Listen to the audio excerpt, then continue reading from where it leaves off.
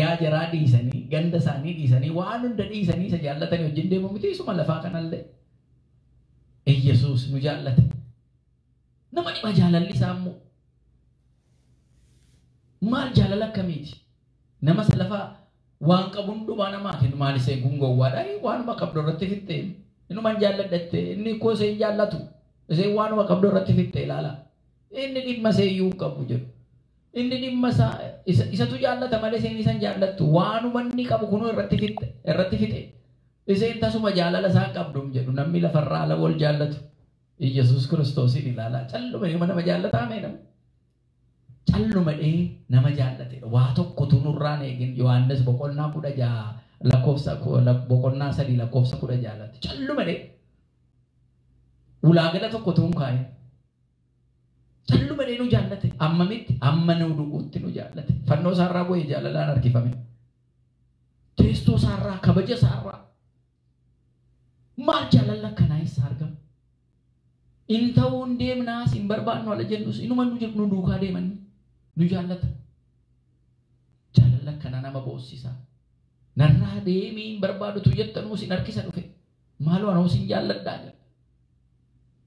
Maaloo anoo sin jaalladhaa narraan deemin narraa addaan hin ba'in sin jedha dhufe lubbuu keetiin maa eessa deemta anoo siifan du'e kunoo teessoo koo siifan dhiise kottu kunoo gara teessoo kootiittiin si fudhadhaa gara jireenya kootiittiin si fudhadhaa gara mootummaa kootiittiin si fudhadheedha sooressaam si jedhee yoome abbaa qabeenyaatti si jedheetu waan hundumaa dhabe addunyaa kanarra dhufe inni hunda qabeessa hunda kan uume gaafa ta'u jaalala keetiin dheebotee nan dheebodha jedhe malee hundumaa qabaa ture kottuu gara hundumaa lafa qabuttiin si geeffadha jedhe hunda keenyaan nu waame.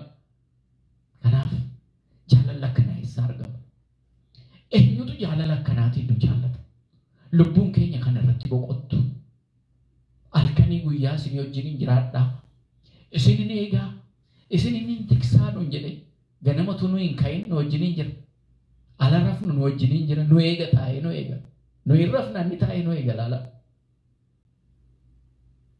nu hin kaannaa walii gad inni nu duukaa kaata laala lafa deemnu nu duukaa deema hojiinsaa jaalala dhaqati ta'eef bakka sirra addaan baana jennee gara cubbuutti illee yoo deemne seera keellee eegnu jennee yoo irraa fagaanne illee inni duukaa dhufa nu laala maaloo jedhee nu laala ija jaalalaatiin nu laala harka ifamaa nu diriirsee jaalala akkamiiti jaalala akkamiitiin nu jaallate mee sammuu keessaa tokko qottaatii nama sin jaallatu sin fuuldureetti dhaabaati isa jaallattanii fi bultii taatanii fi yookaan immoo wal jaallattanii wal fuutanii yookaan umurii keessan keessatti nama akka isaana jaallatu hin jiru jettan ilaalaati. Kan Yesuus Kiristoos itti dabalame halkanii san dhaabbisu guyyaa san dhaabbisu dadhabbii qabu owwaalamma foon qolchee duwwaatti hambisutti jaallata. Kan argiteetu Magdalaawit Maariyaam eessan deeman dhagaarraa na hambise du'arraa na hambise utuu inni jiraatne yoo iddoo aanatu iddoo isaa du'aa ture du'arraa kan na hambise jettee Magdalaawit Maariyaam eessan dhaqatte lafa awwaala isaa dhaabbatte urgooftuu gaarii shittoo ishee qabatte maal qabannee dhaabbanna maal qabannee eegna guyyaarraa gooftaa kee maal keenyatu turgaa qabannee eegneenna wal nyaannee wal fixaa jirra wal jibbinee wal fixaa jirra fooliin keenya akkamiin minyaa walitti hin urgaa walitti gara foon gooftaa lafa foon gooftaa kaa'amee ala dhannu foon gooftaa jechuun lafa foon gooftaa jiru sana ala dhannu akkamii maal qabanneetu gara sana dhanna shittoo urgooftuu hundatti gan urgaa'u qabannee dhannee isa barbaadaa jirra. Kanaaf mana isaa keessaa nu baase nutti cufee wanti nu qabannee deemnu waan biraa taanaan nu laalee nu tuffatee Waaqayyo isintu na lallabaayee isintu na uummatatti na fidaa maqaa koo haasaa nuun jedhee isa keessaa nu baase isaaf ta'uu didne qaba. Utuu nuun galiin waa'ee Waaqayyoo ibsina dannee of ibsinee deebi'uu ta'e Dhiifamni isaa utuu nuun galin, jaalalli isaa utuu nuun galin, of gadi qabuun isaa utuu nuun galin,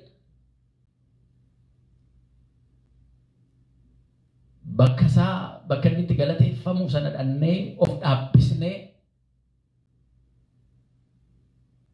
of mul'isnee Waaqayyoon dhoksinee jaalala isaa dhoksinee dhiifama isaa dhoksinee arjummaa isaa dhoksinee Waaqayyoon akka fedhii keenyaa duwwaatti keenyee uummata biratti dhoksinee deebisne Waaqayyo. Inni guddaa, Waaqa guddaadha. Waaqa beekaadha, Waaqa jaalalaati.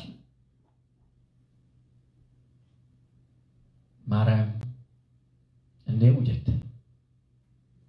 Ana itti yoo duute shittoo kana fudhadhee dhaqee urgooftuu kana fudhadhee dhaqee akkamiin fudhadhee deebi'a jette.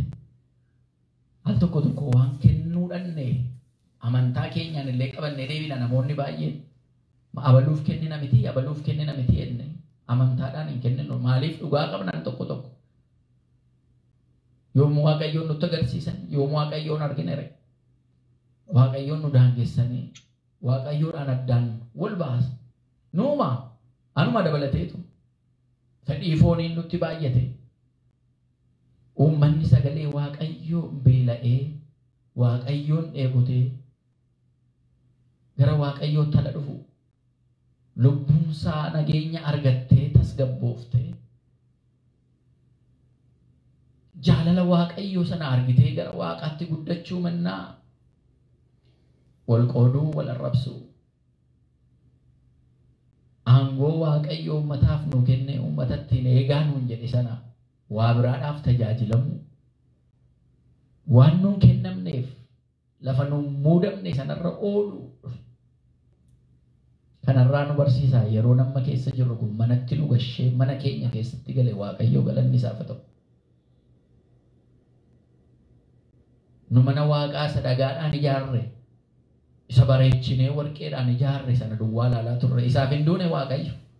Iyesuus Kiristoos isaaf hin duune, siif du'e, anaaf du'e, hunda keenyaaf du'e. Isa kanatu kabajamuu qaba dura. Isa amma keessa jirru kana kabajamuu qaba. Kanaaf du'e. Isa Magdalaawit Maariyaam kana fudhatteetu isa barbaachuu dhatte lafa foonsaa jiru. Nuuf du'e. Uumamaa hundumaa lafarra jiru kanarraa nutu caala nuuf du'e. Amma obboleessa keenya, obboleettii keenya nu bukkee jirtu jaan argamtu jaallachuu, kabajuu qabnutti jaalala Waaqayyoon qabaachuu hin dandeenyu. Maaliif namni Waaqayyoon hin beeka jedhu, Waaqayyoon jaalladha jedhu ija Waaqayyoo sanaan wal ilaaluu qaba dura. Obboleessa kee dhaqee jaalladhu dura jedha isa wajjiniin jiru. Obboleettii keessee si wajjiniin jirtu jaallachuu kan hin dandeenye. Waaqa jaan hin argine akkamitti nan jaalladha siin jedhama jettaanii sobduudhaatii nuun jedha. Sobduudhaatii. Inni jaan hin mul'anne jaalalaan mul'ate. Iyesuus Kiristoos. Amantaadhaan argine nuyi immoo amantaadhaan argine rakkoof gidira isaa jechuudha. Kanatti amanuudha jireenya. Kanatti amanuudha lubbuun barabaraan kan boqottee jiraattu. Kanatti amanuudha baannaan jireenyi hin jiru. Karaa kamiin iyyuu hin jiru jedhee. Anatti amanaa an karaadha jedhe. Karaa isee sirrii isee duraanii amantaan jechuudha. Iseen duraanii Yesuus Kiristoositti amanuu. Isatti amanuu. Inni hilmaa abbaan jira fuulli qulqulluun jiru amantaan qulqulleettiin hilmatu dhufee mootummaa samiirra jiru sana nutti ibse. Isatti amanuudha kaa dhugaan karaan isa kana. Amantaan inni dhugaa kana. Isaan ilma yoo jenne malee abbaadhaan abbaa jechuu hin dandeenyu. Hafuura qulqulluudha jechuu hin dandeenyu. Isaan abbaadha jennu. Isaan ilma la jennu abbaa isaatiin abbaa jenna. Isatu abbaa isaa nutti ibse. Ilmi dhufee waa'ee abbaa isaa nutti hime. Waa'ee hafuura qulqulluu nutti hime miti. Annan deema hafuurri qulqulluun immoo dhufa jedhee. Isatu sin jabeessa amantaadhaan nuun jedhee. Iccitii samiirra jiru sana. Iccitii Sillaasee keessa jiru sana isaan argine gatii kanaatiif inni karaadha jechuudha nutti agarsiise. Daandii ifa ta'e nutti mul'ate. Ifa dhugaa. Aduu dhugaa jechuun isa.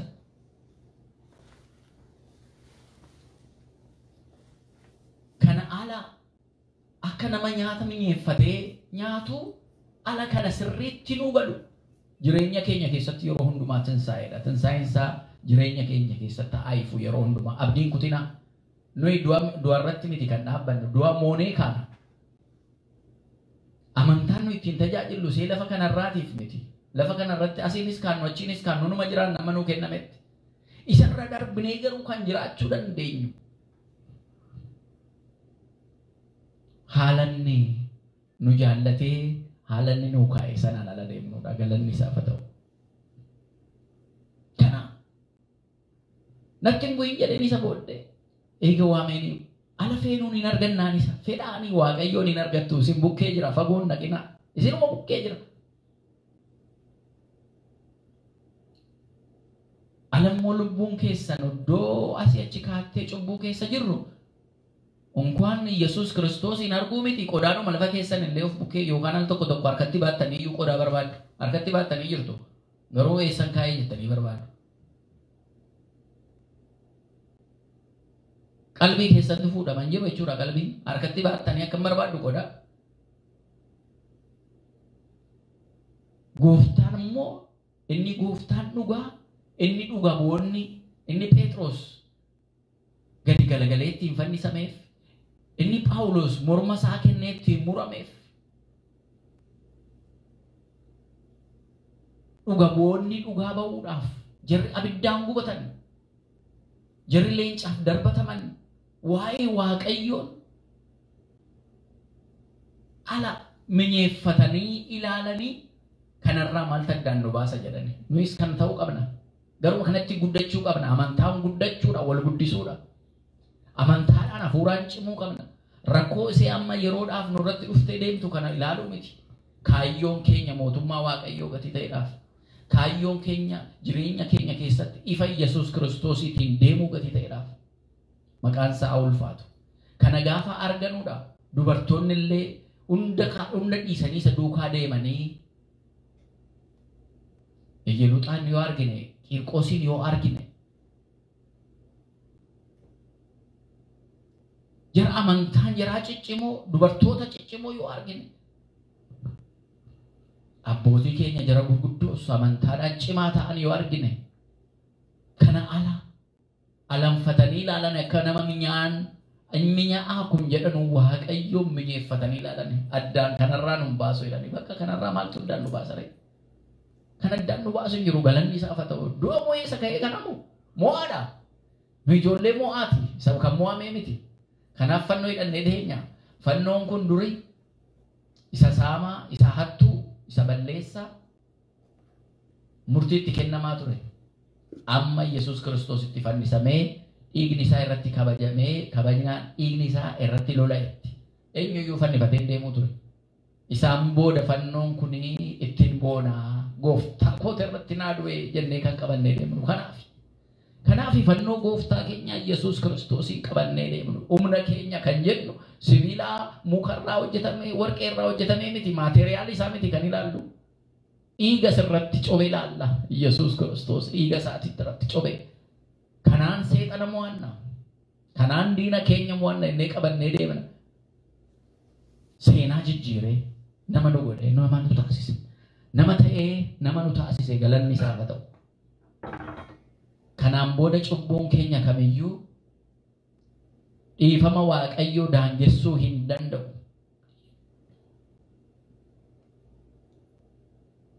Dhiifamni waaqayyoo nu bal'ate harka isaa nu bal'ise qaraaniyaa irratti jaalala isaa nu bal'ise. Nu diriirseera waaqayyoo dhiifama isaa jaalala isaa nu diriirse galanni isaaf haa ta'u. Eenyuyyuu sassaabsisuu hin danda'u. Cubbuun keenya dhiiga galaana irratti cobde fakkaata. Galaana sana dhiiga guutuu gochuu hin dandeessu. Cobdeensa iyyuu hin beekamu. Jaalalli isaa kana gooftaan keenya. Kanatu dhugaan kun ol dho'atti dhokottee naftu. Al tokko tokko dhugaan koo naftee, dhugaan uummati kootii naftee, dhugaan Oromoo naftee namoonni tokko tokko jedhu. Dhugaan saba kanaa nafe kan jedhanu jiru. Isinitti hin fakkaatin. Dhugaan keessan waaqayyoo na qabattu. Dhugaan waaqayyoodha. Wal barbaadde. Dhugaa jechuun waaqayyoodha. Daba tokko keessaan qabaatin malee. karaa kamiiniyyuu wanti dhugaan akka bishaan gadi yaa'u jiru. Uumamaan bishaan gadi yaa'a. Harki namaa keessa lagaluudha kan inni wal yaa'u akka tubboo kanaan fidaniitu maaloo kanaan boombaa kanaan fidanii wal baasan. Malee bishaan gaduma yaati. Dhugaan akkasuma yaati. Dhugaan sun akka bishaanii burqisee itti ga'umsisee tokkichuma. Kanaaf Yesuus Kiristoos dhugaa gatii ta'eedhaaf jara sodaatanii balbala cufatanii maaloo gaa Yesuus irratti kana eega kana cibanii isa eega kana garafanii eega kana dhiiksanii eega kana soba irratti dubbatanii addunyaa irratti kunoo abdii irratti godhannee turre akkana eega isa taasisanii nuun immoo akkam nu godhure jedhanii sodaatanii mana cufatanii jara ta'an duuka boota saasan. Namoonni baay'een haala rakkoon tokko tokko nurra ga'u maal yeroo baay'eedha nuu xiqqoodha akkam goona lakkoofsi keenya soo muraasa akkam goonee rakkoo kana keessa darbina jenna. Amana kubaa keenyatti Waaqayyoon wajjin jiraannaan eenyuyyuu nummoo ijoollee mo'aati nuyi immoona malee mo'amnu dhugaa amma qabaannetti immoona yoo jiraannis kan saati yoo lubbuudhaan boqonnis immoo isuma bira deemna. Hin sodaatinaa waan tokkollee hin sodaannu. Waan nu sodaachisu hin jiru. Halkan nu sodaachisu dhukkub nama dhufe illee nu sodaachisu hin sodaatinaa. Of eeggachuun waan jiruudha garuu hin sodaatinaa. Waaqayyootti amanuudha. Waaqayyo hunda keenya nu eegu. Ijoollee keenya, maatii keenya, saba keenya nu eegu Waaqayyo. Isa jaalalli isa laphee keenya keessa ala galu halkanii guyyaa salootii godhaa kadhadhaa maaloo jedhee namni nutti himu. Maaliif isa jaallattanu yeroo hundumaa afaan keessa laaltanii dhaggeeffattu waan inni jedhu miti gurratti buustanii dhaggeeffattu. Sama jaalaluma asumammaa yeroo manatti hin dhaabame kan amma ilaala al tokko inni iyyuu jaalalli inni wal fuudhanii haadha manaa abbaa manaa ittiin ta'anii jiraatan ijoollee godhatanii jiraatan kunuu al tokko jaalalichuma keessa iyyuu jaalalli baduu danda'a. Sinsinniin baduu danda'a. Garuu yeroo sana miti kan ilaaltan yeroo jalqabdan sana akkam ture. Utuu dhaabbattanii waliin haasoftanuu sa'aatiin gaafa ilaaltanu sa'aatichi deemeera maal? Akkam fiigaa sa'aatiin kun jettu sa'aatii 2-3 walitti haasoftanii kaatanii waanuma daqiiqaa 5 illee walitti haasoftanii isinitti hin fakkaatu. Jaalalaan ala qabamtan jechuudha. Maal sa'aatichi akkam deemaa jettu? Nama jaallatan wajjin yeroodhaan wal arguun ala waa gammaddanu gammachuu keessanitti ibsitu. Ala waa argattan waan argattan sanatti ibsitu nama jaallattan sanatti mitiire akkanuma. Waaqayyoon Yesuus Kiristoos hin jaallanna ala jennu hin kadhanna akka jennu ala jennu jaalalli isaa ala galu waan hundumaatiin afaan keenya yeroo hundumaa kadhannaa duwwaa otoo hin ta'in galata kee jennaan galata kee yaa gooftaa ko. Kanarraa jalqaba waan hundumaa galateeffachuu. Waan taatan itti michuu keessan isa dhugaadha. Abbaa keessan fuula keessan ilaalee utuu isin hin haasa'iin ganaa waan isin yaaddan kan beeku.